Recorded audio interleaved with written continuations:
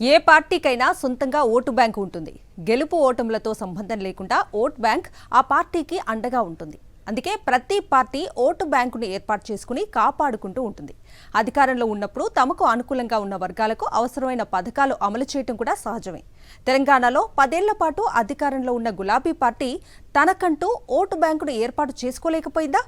అధికారం కోల్పోయాక గులాబీ నేతల్లో దీనిపై అంతర్మథనం మొదలైంది. ఇంతకీ బీఆర్ఎస్ కు ఓటు బ్యాంకు ఉందా లేదా? Watch the story. ఒక రాజకీయ పార్టీ బలంగా ఉందని చెప్పుకోవాలంటే ఆ పార్టీకి ఉన్న ఓట్ షేర్ ఎంతనే ప్రశ్న ఉదయిస్తుంది. ఆ పార్టీకి నిబద్ధతతో ఓటు వేసేవారు ఎంతమంది ఉన్నారో వారినే ఓటు బ్యాంకుగా భావిస్తారు. అలా ప్రజల మద్దతు ఉన్న పార్టీకే విలువ ఉంటుంది.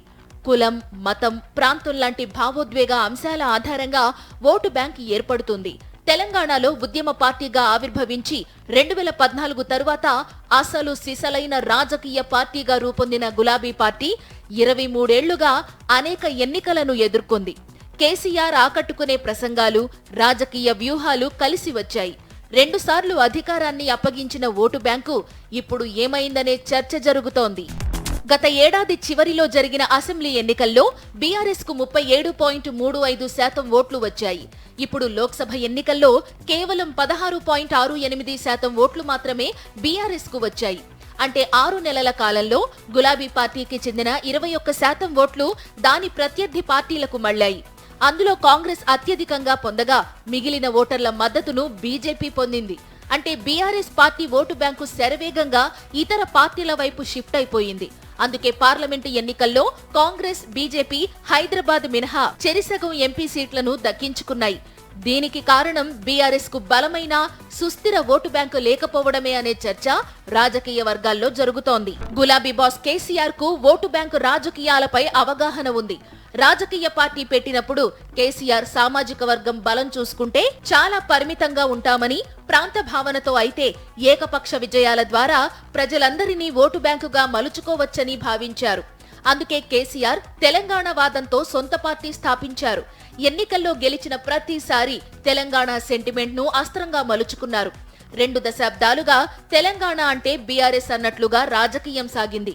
అభ్యర్థి ఎవరన్నది కాకుండా కారు గుర్తు ఉంటే చాలు ప్రజలు ఓట్లు వేశారు. సెంటిమెంట్ పెంచేందుకు కేసీఆర్ చేయగలిగిందంతా చేశారు. కానీ ఇప్పుడు పరిస్థితులు మారాయి. టీఆర్ఎస్ ను బీఆర్ఎస్ పార్టీగా మార్చారు. దీంతో గతంలో ఉన్న తెలంగాణ పేటెంట్ ను బీఆర్ఎస్ కోల్పోయిందని ప్రత్యర్థి పార్టీలు వ్యాఖ్యానిస్తున్నాయి. కేసీఆర్ తెలంగాణ సెంటిమెంట్ ను ఓటు బ్యాంకుగా మార్చుకుని అనుకున్న విజయాలు సాధించారు. కులం, మతం, తెలంగాణ సెంటిమెంట్ గత ఎన్నికల్లో పెద్దగా పనిచేయలేదనే వాదన వినిపిస్తోంది. కేసీఆర్ తన వ్యూహంతోనే 2 సార్లు బీఆర్ఎస్ పార్టీని అధికారంలోకి తీసుకువచ్చారు. 10 ఏళ్ల పాలనలో స్థిరమైన ఓటు బ్యాంకును తయారు చేసుకోవడంలో కేసీఆర్ విఫలమయ్యారనే చర్చ జరుగుతోంది. ఏ ఒక్క సామాజిక వర్గాన్ని దగ్గర చేసుకోలేకపోయారు. తెలంగాణ రాష్ట్రం ఏర్పడిన తరువాత ప్రాంతీయవాదం క్రమంగా బలహీనపడడంతో ఇటీవలి అసెంబ్లీ, పార్లమెంటు ఎన్నికల్లో బీఆర్ఎస్ ఓడిపోయిందనే అభిప్రాయాలు వ్యక్తమవుతున్నాయి. పార్టీలోనూ ప్రభుత్వంలోనూ రెడ్డి సామాజిక వర్గానికి కేసీఆర్ చాలా ప్రాధాన్యత ఇచ్చారు.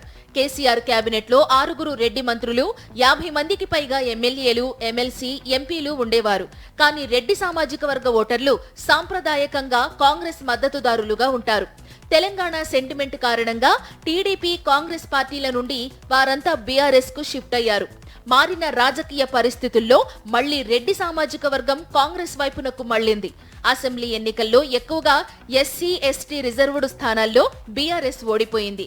దళిత బంధు పథకం బీఆర్ఎస్ పార్టీకి నష్టం చేసిందనే టాక్ వినిపిస్తోంది.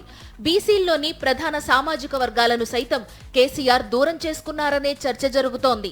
బీఆర్ఎస్ ఇప్పటికైనా రాష్ట్రంలోని అన్ని బలమైన సామాజిక వర్గాలకు పార్టీలో కీలక పదవులు ఇవ్వాలని పార్టీలోనే అభిప్రాయాలు వ్యక్తమవుతున్నాయి. అసెంబ్లీ, పార్లమెంటు ఎన్నికల్లో దూరమైన సామాజిక వర్గాల ఓటు బ్యాంకును బీఆర్ఎస్ తన వైపుకు తిప్పుకుంటేనే పార్టీ బలపడుతుందంటున్నారు రాజకీయ విశ్లేషకులు.